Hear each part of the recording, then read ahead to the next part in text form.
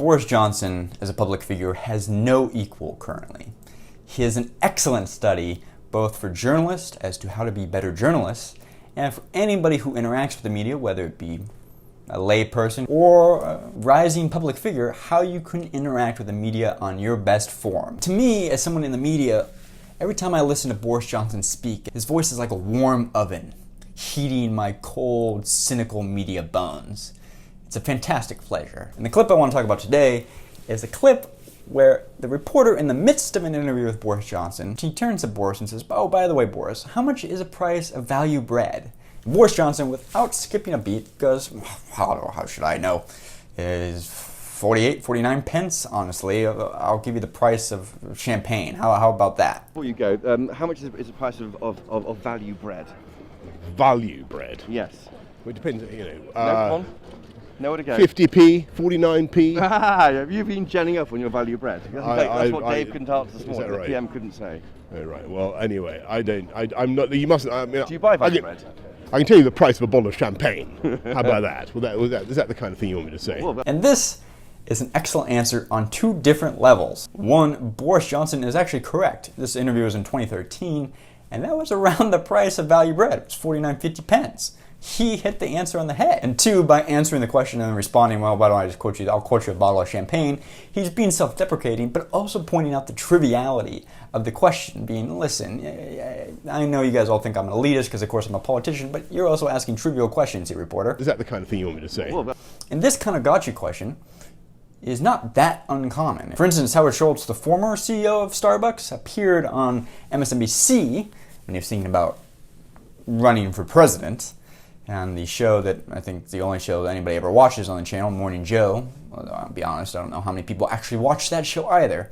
Nonetheless, he appeared on the show as a presidential candidate hopeful, and they turned to him and asked, "Howard, how much does a box of Cheerios cost?" And his response, he's racking his brain, and ultimately he says, "I don't know, I don't eat Cheerios," which is just a pathetic answer. How can you give such an uninspiring answer to such a gotcha question when you have opportunities like Boris Johnson is doing? How much does an 18-ounce box of Cheerios cost? An 18-ounce box of Cheerios? Mm-hmm. I don't eat. Now here's the deal. I don't eat Cheerios. Here's the deal. Yeah. You ask us.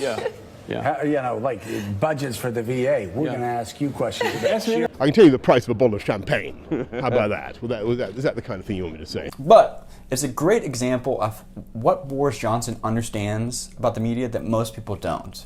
That there are certain mechanical laws that the media will generally obey. Another one being that if you're the subject of a story, you don't have to be the story if you trade the reporter for a different story. As a journalist, when I'm out about to interview a subject for a story, I just need a story. They don't necessarily have to be the story. So if they give me something better, hey, I'm totally happy to run with that. If you trade me, it's a little bit of a pro bono kind of game, I can run with this story.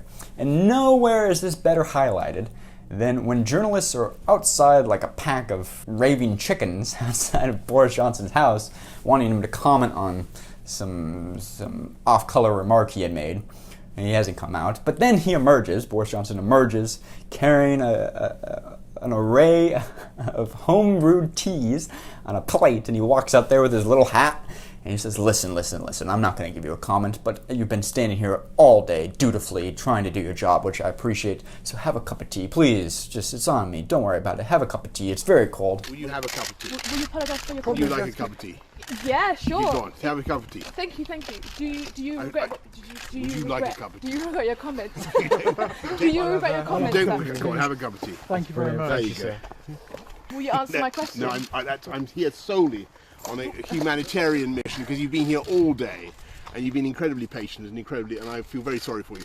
As amusing and cute and idiosyncratic this is, what is it? He comes walking out with cups he's grabbed from what looks like his own kitchen cupboard. It's so unique and idiosyncratic that it accomplishes the thing that the reporters actually need to accomplish, which is they need a story. They can't leave until they have a story. So rather than Boris Johnson's hopeful comment being their story, well, now they have a story. The story is Boris Johnson came out serving them tea. In fact, this is a much more headline, interesting, idiosyncratic story to run with.